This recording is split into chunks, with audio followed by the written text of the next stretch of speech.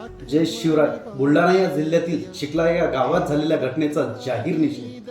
ज्या छत्रपती शिवाजी महाराजांनी परस्त्रीला माते समान मानलं, कल्याणच्या सुभेदाराची सून किंवा बेलवाडीच्या पाटलाची कन्या यांना मातृस्थानी लेखणारे छत्रपती शिवाजी महाराज आणि त्याच छत्रपती शिवाजी महाराजांच्या महाराष्ट्राच्या मातीत छत्रपती शिवाजी महाराजांच्या पुतळ्याला विरोध केला जातो आणि काही समाजकंटक स्त्रियांवर हात घालतात आणि स्त्रियांच्या अंगावरील कपडे फाडतात.